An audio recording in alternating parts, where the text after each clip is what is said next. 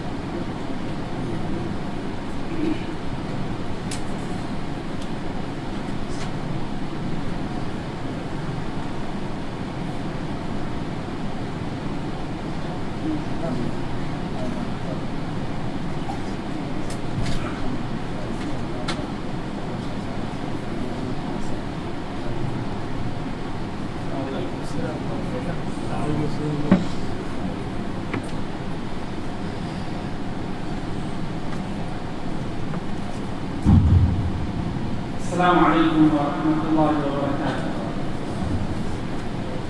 الله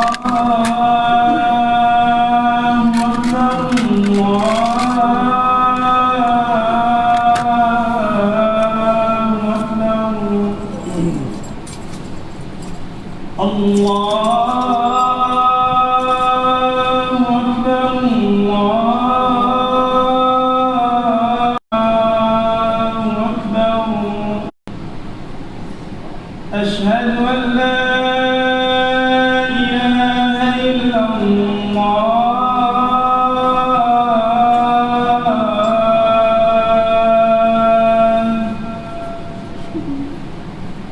أشهد أن لا إله إلا الله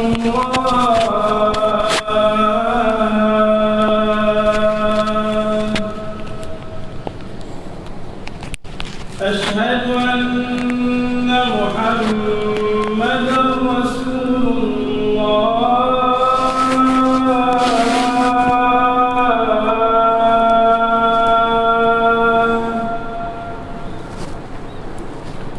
أشهد أن محمدًا رسول الله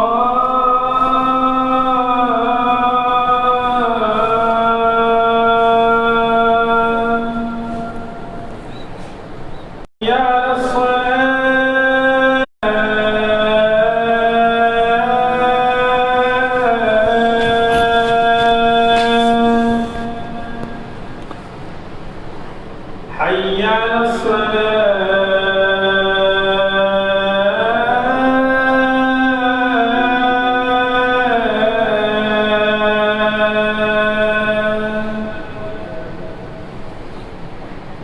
حي على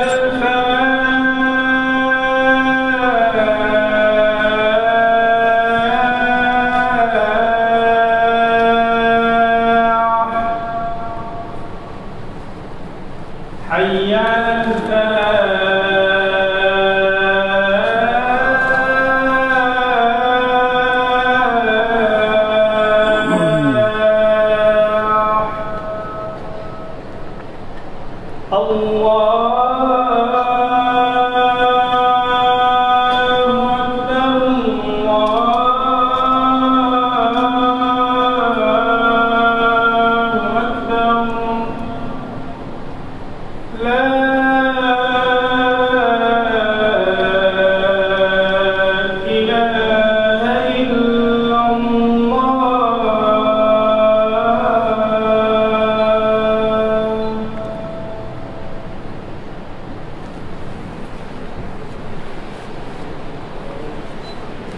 اللهم بارك فيك على الصلاة.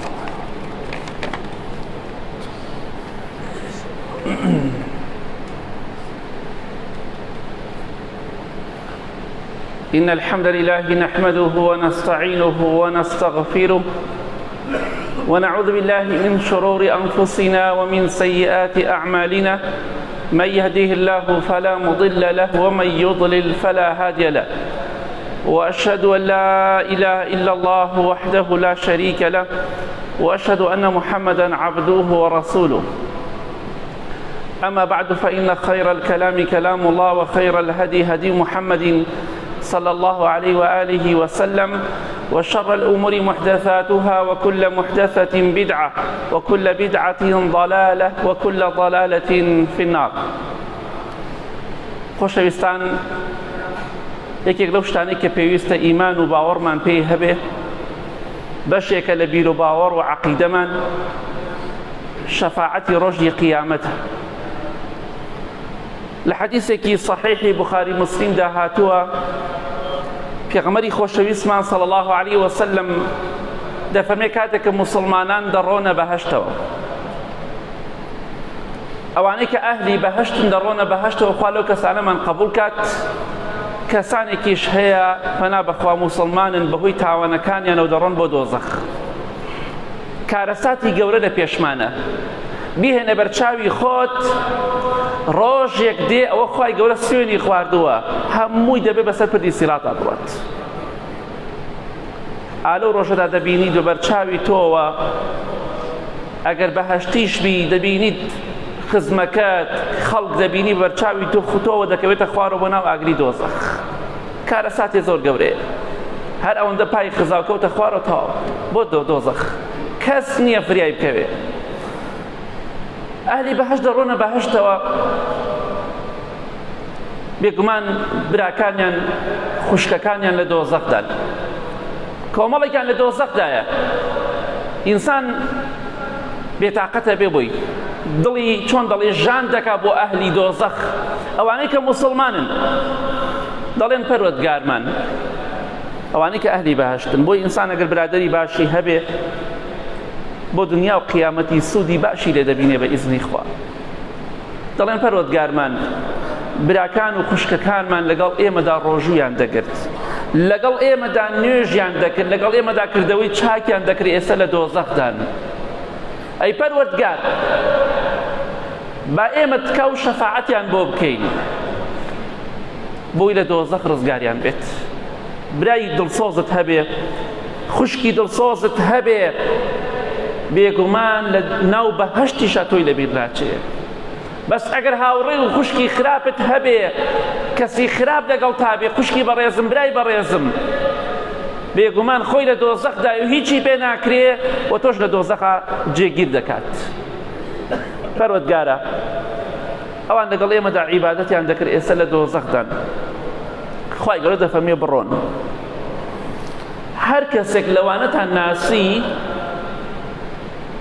ئەوانەی کە ئێوە دەیناسن، بڕۆن لە ئاگری دۆزەخ دەریان بکەن. سبحان الله.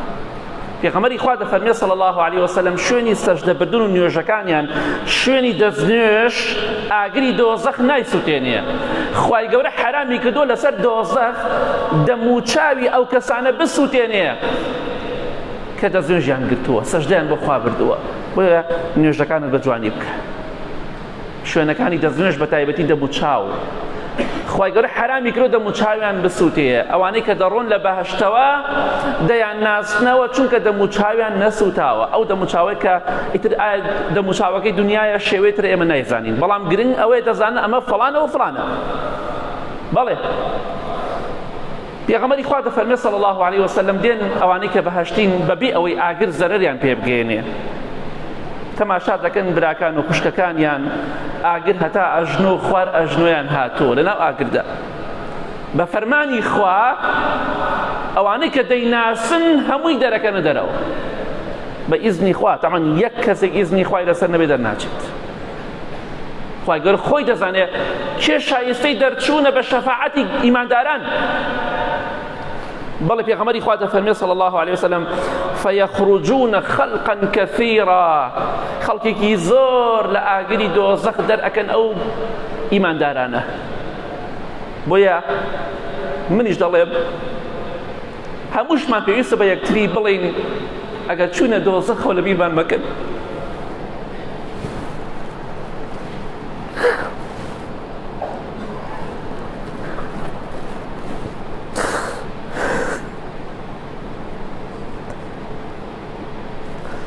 خواگە کەوتینە دۆزەخەوە بۆی تاوانەکانمانەوە فڕێ دراینە ناو ئاگری دۆزەخەوە لە بیرمان مەکە ئەگەر ئێمەش چوونە بەهەشتەوە ئینشاڵڵا ئێوە لە بیر ناکەین.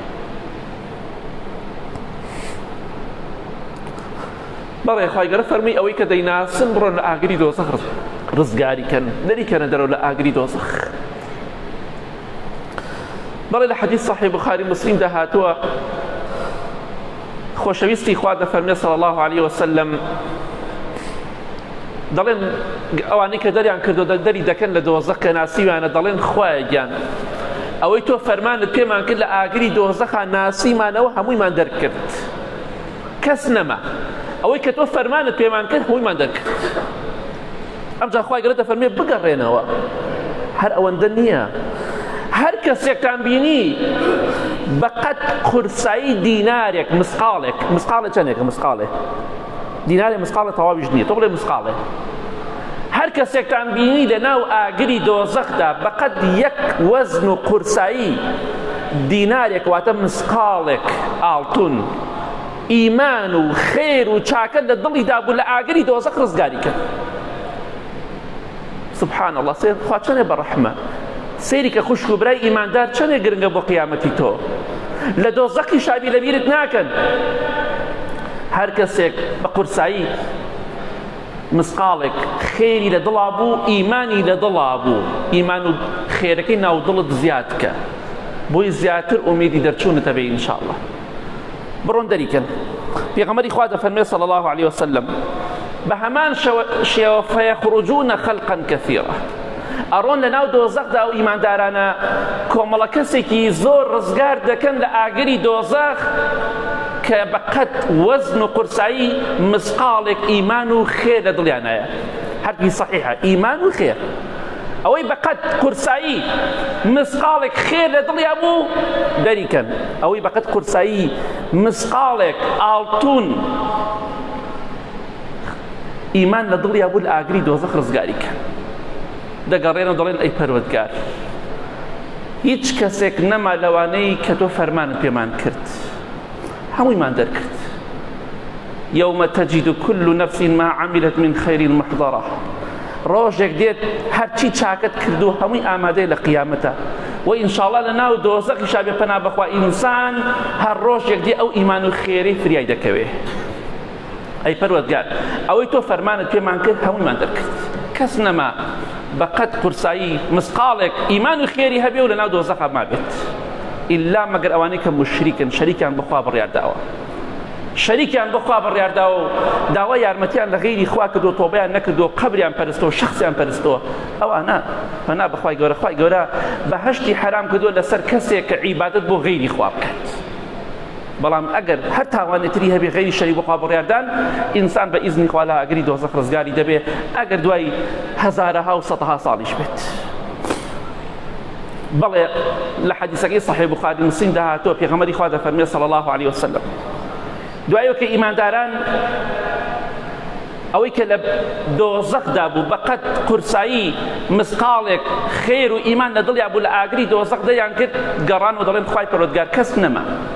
ئەمجا خوای گەورە دەفەرمێ بگەڕێنەوە هەر بگەڕێنەوە ئێشتا هەر بگەڕێنەوە خوا چەندێ بەڕەحمە خستێتە دۆزەخەوە بەڕەحمی پێکات چونکە ئەبێ باجی تاوانەکەی بدات ئەمجا بێتە بەهەشتەوە. هەروەکو چۆن ئینسان تاوانبار لە دنیادا باجی تاوانەکەی دەدا ئەمجا ڕزگاری دەبێت. خوای گەورە دەفەرمێ بڕۆن ئەی ئیماندارە دڵسۆزەکان بڕۆن هەر کەسێکتان بینین لە ناو دۆزەخدا ئەوانەی کە ئەهلی شەریک بۆ خوا بڕیاردان نەبوون هەر کەسێکتان بینی لە ناو دۆزەخدا بەقەد نیو مسقاڵ نیو دینار قورسایی نیو مسقاڵ خێر و ئیمان لە دڵیا بوو لە ئاگری دۆزەخ ڕزگاری کرد. پێغەمبەری خوا دەفەرمێ صلی الله عليه وسلم ئەوانیش دەڕۆن هەر کەسێک بەقەد قورسایی نیو مسقاڵ ئیمان و خێر لە دڵیا بێ لە ئاگری دۆزەخ ڕزگاری دەکەن. دەگەڕێنەوە دەڵێن ئەی پەروەردگار ئەوەی کە تۆ فەرمانت پێمان کرد هیچ کەسێک لەوانە نەما ئەوەی بەقەد نیو مسقاڵ خێر و ئیمان لە دڵیا بوو لە ئاگری دۆزەخ دەرمان کرد کەس نەما ئەوانەشی تیان نەما. ڕەحمی خوا زۆرە ئینسان تا ئیمان و چاکەی زۆرتر بێ خێری زۆرتر بێ بۆ قیامەتی باشترە برای شیرینم با بەقەت مسقالێک خێرت نەبێ با زیاترت هەبێ با بەقەت مسقاڵی ئیمانت نەبێ ئیمانەکەت بەهێزتر و چاکتر بێ بۆ ئەوەی ئەگەر پەنا بخوا ئینسان چۆ دۆزەخیشەوە بێ ئومێد نەبێ لە ڕەحمی خوا. إمام شافعي دي فرمو رحمتي خواي دي بي فإن تنتقم مني فلست بآيس ولو دخلت نفسي بجرم جهنم. والله خواي أجر تۆڵەیشم لێ بکەیتەوە ئینتیقامیشم لێ بسێنی بیشم خەیتە ناو ئاگری دۆزەخەوە خوایەکە من بێ ئومێد نیم لێ ڕەحمی تۆ ئەگەر بەهۆی جەریمە و تاوانی خۆشمەوە بڕۆمە ناو ئاگری دۆزەخەوە هەر ئومێدم هەیە خوایە لە ئاگری دۆزەخ ڕزگارم بکەی. ئێمەش بەخوا ئومێدمان هەیە ئومێدمان هەیە خوا نەمان خاتە دۆزەخەوە و ئەگەر خوا نەکا خستمانێ دۆزەخیشەوە ئومێدمان هەیە کە لە دۆزەخ ڕزگارمان بێت. وەکەم حەدیسەکە ئەو پڕی هیوایە بۆ تاوانباران بۆیە حکمی بەهەشت و جەهەنەم بەسەر کەسا مەدە ئەوە ئیشی تۆ نییە فڵان بەهەشتی فڵان دۆزەخیە ئەوە مڵکی خوایە بەهەشت و دۆزەخ بە کێی دەدا بە کێی نادا کێ دەخاتە ناو دۆزەخ کێ دەخاتە ناو بەهەشتەوە ئەو مڵکی تۆ نییە مام حاجی کاک فڵان بەدەست تۆش نییە بەدەست هیچ کەسێکی دریش نییە حتا پێغەمبەرانی سەلامی خوایان لەسەر بێ حتا خوا فەرمانیان پێ نەکات ناتوانێت شتێک بکەن. بەڵێ لە حەدیثەکەی صحیح بوخاری موسلیم هاتۆ پێغەمبەری خۆشەویستمان صلی الله علیه وسلم دەفەرمێ دوای ئەوەی کە خوای گەورە فەرمانی کرد ئەوەی بەقەت قورسایی دی مسقالێک یا نیو مسقال خێر و ئیمان لە دڵیا بوو لە ئاگری دۆزەخ ڕزگاریکەن دەریکەنە دەرەوە ئەی ئەهلی بەهەشت هەمووی دەرئەکرێ ئەم جا دەگەڕێنەوە بە هەمان شێو دەڵێن خوایان کەس نەما خوای گەورە دەفەرمێ بڕۆن بۆ شەفاعەت یەک لە دوای یەک هێشتا کۆمەڵە کەسێک هەیە خوا دەیوێ بیان خاتە بەهەشتەوە خوای گەورە دەفەرمێ بڕۆن هەر کەسێکتان بینی لە دۆزەخدا ئەهلی شەریک بۆ خوا بڕیاردار نەبوو مشریک نەبوو هەر کەسێکتان بینی هەر تاوانێتری هەبێت مادەم کافر و مشریک نەبێت هەر کەسێکتان بینی لە دۆزەخدا بەقەت قورسایی مسقالە زەڕەیەک دەنکە گەردیلەیەک مسقالە زەڕە هەندێک دەڵێن ئەو شتێکە بە چاو نابینرێ هەندێک دەڵێن پەنجەرە جاری وایە خۆرێک لێ ئەدا شتێ ورد ئەبینیت هەندێک دەڵێن ئەوەی هەندێک دەڵێن مێرولەی بچووکە ئاخر بچووک مێرولە لە هەمووی بچووکەکان مێرولەیە کەس مێرولە هەیە زۆر بچووکە هەر کەسێکتان بینی بەقەت وەزن و قورسایی و قەبارەی مێرولەیەک و مسقالە زەڕەیەک مێرولەیەکی بچووک ئیمان و خێر لە دڵیا بوو لە ئاگری دۆزەخ ڕزگاریکەن ئەوانیش دەڕۆن ئەوەی بەقەت قورسایی و وەزن و قەبارەی مێرولەیەکی بچووک مسقالە زەڕە و دەنکە گەردیلەیەک خێر و ئیمان لە دڵیا بێ هەمووی دەرئەکەنە دەرەوە بە ئەمری خوا بە ئیزنی خوا ئیمانداران ئەوە دەکەن کەواتە ئیمانداران شەفاعەت دەکەن بۆ کێ بۆ کەسی تاوانبار بۆ کەسانی کە مستحق و دووچاری ئاگری دۆزەخ بوونە دەگەڕێنەوە دەڵێن ئەی پەروەردگار ئەوەی کە تۆ فەرمانت پێمان کرد هیچ کەسێکمان نەهێشتەوە هەموویمان دەرهێنا بۆیە سوێن بەخوا ڕۆژێک دێت ئەو ئیمانت ئەو خێر و چاکی کە ئەنجامت داوە دڵخۆشت دەکات بەڵێ خوای گەورە دەفەرمێ بڕۆن دەریانکەن هەموویان دەرئەکەن ئەوەی بەقەت مسقالە زەڕەیەک خێر و چاکە و ئیمان لە دڵیا بێ بە فەرمانی خوا دەرئەکرێ لە ئاگری دۆزەخ مادەم لە دنیادا خوای بە تاک و تەنها پەرست بێ یاخود عیبادەتیشی بۆ خوا نەکرد بێ لە حاڵەتێک وەک باسێک ئینشاءڵڵا بەس بۆ مەرجە شەریکی بۆ خوا بڕیار نەدا بێ خوای بە تاک و تەنها پەرست بێ یا ربی خوای لە گوناهەکانمان خۆش بیت لە گوناهی دایک و باوک و مردوەکانمان خۆش بیت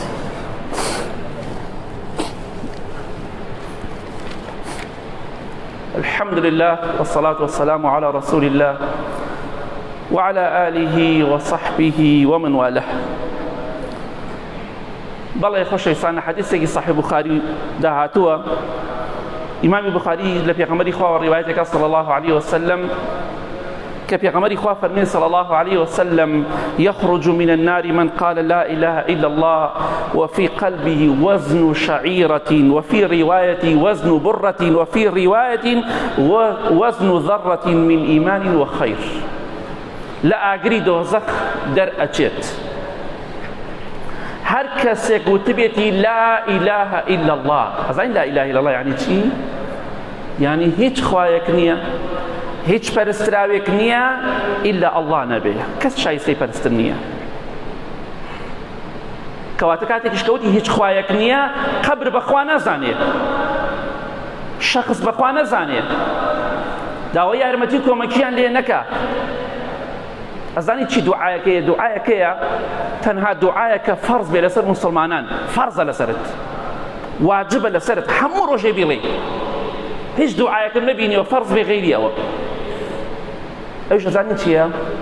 اهدنا الصراط المستقيم. خوایە هیدایەتم دە بۆ ڕێگای ڕاست. فەرزە لەسەرمان هەموو ڕۆژێم دوعایەک. بەس دوعایتر هەیە فەرز بێ لەسەرت؟ نە، وەکو ئەمە دوعایەکە بەلایەنی کەمەوە ڕۆژانە 17 جار 20 جار زیاتر کەمتر بەپێی نوێژەکان و فەرز و سونەتەکان تۆ دەڵی خوای هیدایەتم بدە بۆ ڕێگای ڕاست. ڕێگای ڕاست ڕێگای خواپەرستیە، نەک قەبرپەرستی. ڕێگای ڕاست ئەوەیە تەنها داوای یارمەتی لە خوا بکەین، نەک لە غەیری خوا لە داروبەرد. کەواتە ئەمە دوعایەکە فەرزە بیکەین، چونکە ڕێگای ڕاست بە ئیزنی خوا لەسەر پردی سیرات ئەتپەڕێنێتەوە. سیرات مستەقیم، ئەو سیراتش ڕزگار دەکات کە ڕۆژی قیامەت پێ بڵێن پردی سیرات. هەر کەسێک بەقەد قورسایی پێغەمبەری خوا دەفەرمێت صلی الله عليه وسلم، دەنکە جۆیەک، دەنکە گەنمێک یاخود مسقالە زەڕێ مێرولەیەکی بچووک، ئەوەندە ئیمانی هەبێت، ئەوەندە خێر و چاکەی هەبێت لە ئاگری دۆزەخ ڕزگاری دەبێت مادەم وتبێتی لا إله إلا الله، بەقەد وەزنی دەنکە جۆیە، دەنکە گەنمێک، مسقالە زەڕەیەک ئیمان و خێری هەبێت، ئیمان و چاکەی هەبێت، لە ئاگری دۆزەخ ڕزگاری دەبێت. ئەمە ئەو پەڕی ئومێدە بۆ تاوانباران، بۆ کەسانی کە لە دنیادا عیبادەتیان بەخوا نەکرد، مادەم ئیمانیشیان هەبێ کەمیش بێ، خێر و چاکەیەکی کەمیشیان هەبێ، خوای گەورە لە ئاگری دۆزەخ ڕزگاریان دەکات. کەواتە با ئیمانەکەمان بەهێزکەین، با قورسایی زۆری هەبێ، هەتا زیاتر قورساییت هەبێ، زووتر لە ئاگری دۆزەخ ڕزگارە دەبێ. پەنا بەخوا ئەو کەسێ بڕاتە ئاگری دۆزەخەوە. بەڵێ هەر لە ڕیوایەتێکی صحیح بوخاریدا پێغەمبەری خوا دەفەرمێت صلی الله عليه وسلم، خوای گەورە فەرموویەتی: أخرج من النار من كان في قلبه مثقال حبة من خردل وإيمان من خير وإيمان. مثقال حبة من خردل من خير وإيمان. رواه البخاري.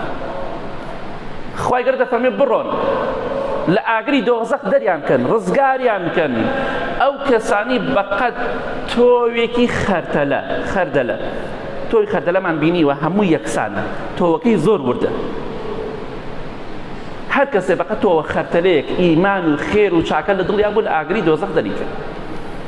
کەواتە ڕۆژێک دێت دۆزەخ پەنا بەخوا تەنها کەسانێکی تێدا دەمێنێت کە هیچ ئیمان و خێرێکیان نەبووە و هیچ چاکەیەکیان نەبووە و هیچ ئومێدێک نییە بۆیان کە ڕزگاریان بێکە بەهۆی کوفر و بێباوەڕی خۆیانەوە. کەواتە ئەو کەسەی بەقەد قورسایی و قەبارەی دەنکە خەرتەلەیەک، خەرتەلە هەمومان بینیمانە، تۆوەکەی زۆر وردە، بڕۆ سەیری کە بزانم چەندێ وردە، هەر وەزنی نییە، بەڵام لای خوا وەزنی هەیە. بۆی خوای گەورە دەفەرمێ ئەگەر بەقەد وإن كان مثقال حبة من خردل أتينا بها، ئەگەر بەقەد تۆوی خەردەلەیە چاکە و خراپەت کردبێ ئێمە ئەیهێنین بۆ قیامەت. کەواتە ڕۆژێک دێ لەسەر تۆوی خەردەلەیە خراپە و چاکە محاسبە دەکری و پاداشتی وەردەگریت. بەقەد تۆ قورسایی وەزنی قەبارەی تۆوە خەردەلەیە خراپەت کردووە، ئەگە تۆبەت لێ نەکردی بێ لە ڕۆژی قیامەتە محاسبە دەکرێ لەسەری. بەقەد وەزنی و قورسایی تۆوە خەردەلەیە خێر و چاکەت کردبێ لە ڕۆژی قیامەتە دەیبینیتەوە. بێگومان ئەوەی خەیر و چاکە بکە ئەوەشی خراپ بکە هەر دەیبینێت. کەواتە ئینشاءڵڵا بە خۆمان ئامادەکەین بۆ قیامەتی خۆمان. لە حەدیثەکەی صحیح بوخاری مسلمدا هاتووە لە کۆتایی حەدیثەکە خوای گەورە دەفەرمێت دوای وەکە ئیمانداران ڕۆشتن ئەوەی کە لە دۆزەخدا بوو دەریان کرد، ئەوەی کە ناسیان، ئەوەی بەقەد تۆوی خەرتەلەیە، بەقەد وەزنی گەرم و جۆیەک، بەقەد مسقالە زەڕەیەک، بەقەد قورسایی مسقاڵێ نیو مسقاڵ لە ئاگری دۆزەخ هەمویان دەرکرد بە ئیزنی خوا بە فەرمانی خوا. ئەمجا خوای گەورە دەفەرمێ مەلایکەکان شەفاعەتیان کرد بۆ ئیمانداران، پێغەمبەران سەلامی خوایان لەسەر بێ شەفاعەتیان کرد. ئەوە باسی ئەوە مەکرد کە پێغەمبەری خوا صلی الله علیه وسلم شەفاعەتەکە چەندێک کەس بەهۆی شەفاعەتی پێغەمبەری خوا صلی الله علیه وسلم شەفاعەتی مەلایکە و دەچێتە باشتەوە. بەڵام باسی شەفاعەتی مرۆڤمان کرد ئەمڕۆ کە مرۆڤەکان بەسمان غەیری پێغەمبەرانیشە سەلامی خوایان لەسەر بێ. خوای گەورە دەفەرمێ ئیماندارانی شەفاعەتیان کرد وبقي ولم يبق إلا أرحم الراحمين.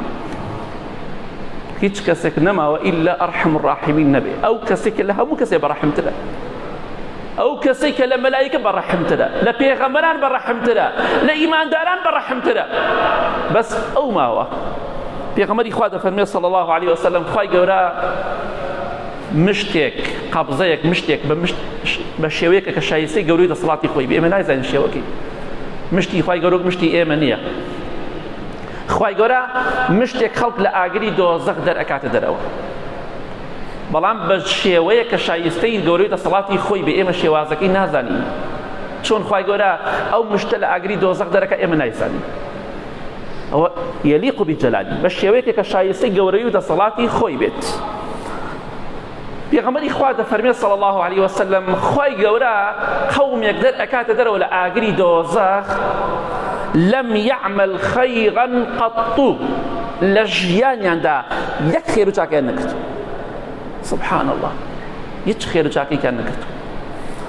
پێغەمبەری خوا دەفەرمێ صلی الله علیه وسلم وەکو خەڵوز لە ناو ئاگردا بوونەتە خەڵوز، سوتاون، خێر و چاکیان نییە هیچ، بەڵام شایستەی ئەوە کە بچنە بەهەشتەوە، چونکە خوای گەورە خۆی دەزانێت کێ دەخاتە بەهەشتەوە. إن الله حرمهما على الكافرين. خوا خواردن و خواردنەوەی بەهەشتی لەسەر کافر و مشتێکەکان حرام کردووە، ئەوە شتێکی ترە. بەڵام کەسی ئیماندار بێ باوەڕی بەخوا هەیە، نوێژی نەکردووە، عیبادەتی نەکردووە، لە ناو دۆزەخدا دەبێتە خەڵوز. بەڵێ پێغەمبەری خوا دەفەرمێ صلی الله علیه وسلم ئەیان بن فڕێیان ئەدەنە ناو نەهر الحەیات، ڕووباری ژیانەوە، ژیانە دەخەڵ دەژێنێتەوە لە بەهەشتایە ئەو ڕووبارە، یا لە دەروەی بەهەشتە والله ئەعلەم کە باسەکرێ. فڕیان ئەدەنە ناو ئەو ڕووبارەوە، ڕووباری ئەوەی کە ئینسان دووبارە بژێتەوە، بوونەتە خەڵوز. بەڵام ئەوە نییە مردن نییە لە ناو دۆزەخدا، بەڵام بوونەتە خەڵوز بەنابەخوا.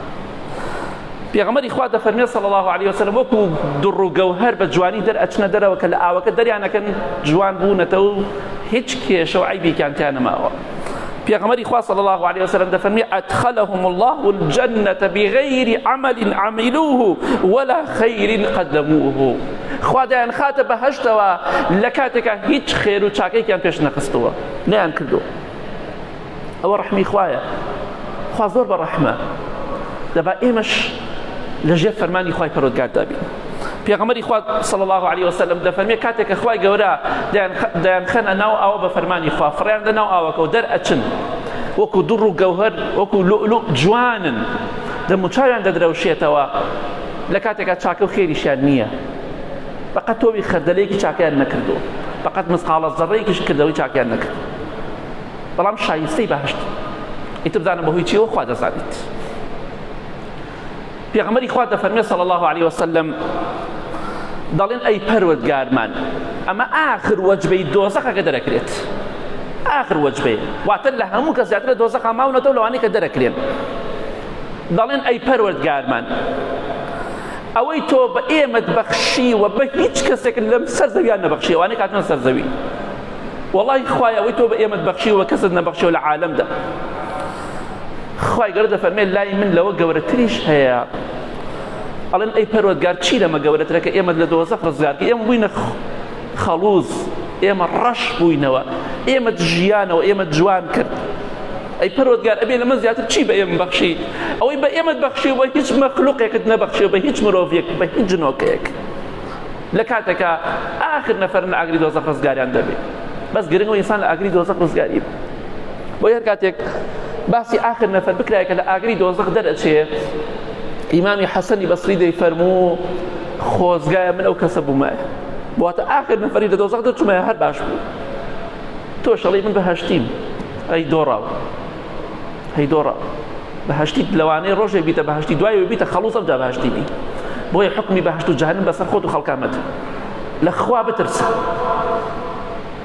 بەڵێ پێغەمبەری خوا دەفەرمێ صلی الله عليه وسلم خوای گەورە دەفەرمێ لەوە گەورەترم هەیە بۆ ئێوە ئێوەم ژیانەوە ئێوە دەخەمە بەهشتەوە فەرمووی ڕیضایە فەلا ئەسخەط عەلەیکم بەعدەه ئەبەدا ئیتر من لە ئێوە ڕازیم قەت لە ئێوە تووڕە نابم مەترسن جارێتە بتان گەڕم بۆ ناو دۆزەخ بتان کەم بە خەڵوز و بە سوتاوی نە من لێتان ڕازیم قەت جارێتر لێتان تووڕە نابم لە ئێوە تەواو ئەوە هەوە گەورەترین مزگەێنیە بۆ ئەهلی بەهشت ڕەزامەندی خوا لە بەهشت و لە هەموو ناز و نیعمەتێکی بەهشت گەورەترە چەند ناخۆشە بڕۆیتە ناو خانوویەکە تەشبیهات نەبێ بڵێن بخۆت لەم خانەوە بەڵقار دەقەیوتمان دەرچۆ بێت دەرچی تۆ هەر لە یەکەم دەقە و نامرتاحی با خانەکە خۆش بێت تۆ بڵێ بیانی دەرم نەکەن تۆ بڵێ دوو بیانی دەرم نەکەن بەڵام کە خوالێت ڕازی بوو تەواو تۆ مەترسە جارێتر عەزاب بدرێی مەترسە جارێتر خوا لە بەهشت دەرت کە ئەوە چەندێ خۆشە ئەوە گەورەترین مزگەێنیە کەسێ بڕاتە ناو خانوویەک و ڤێلایەکی خۆشەوە بڵێن هەتایە بۆ خۆت و تیایە بۆ کوای بڵێن هەر کاتی ویسمان دەرچۆ فەرقی زۆرە بەهشتیش ئاوایە تەشبیهات نەبێت بۆیە ئینشاڵڵا با هەوڵێ بە قیامەتی خۆمان بدەین بۆیە لە کۆتاییدا دەڵێم دووبارە با ئینشاڵڵا چوینە بەهشتیشەوە براکان و خوشکەکانمان لەبیر نەچێ هیچ کەسێکمان یەکتری لەبیر نەکەین اللهم اغفر للمؤمنين والمؤمنات والمسلمين والمسلمات الأحياء من والأموات من أهل السنة والجمعة والجماعة يا ربي إخوة لروشي قيامات ما خيت بهشت وخوايا لو كسانا من بيجري بهشتي بنو شفاعت بإيمان داران كي خوايا لو كسانا من بيجري كأهل بهشتن خوايا ندوزخ نار حتى كان دوزخ من باريزي خوايا لو كسانا من بيجري كأهل بهشتن رضا من دي خوت بيان بخشي ويا رب العالمين خوايا نوانين خوش شفايا بدي أواني دار درديان سلا بري أواني قرزاريان بود بركي أواني بطاقة خمبار خوايا دل خوشيان كي خوايا يمني وآرامي وڵاتمان بپارێزی ئاخرمان بەخێر بگێڕی کاتێک مامرێنی خۆت لێمان ڕازی بی ئامین ئامین ئامین وصلى الله على محمد وآله وصحبه أجمعين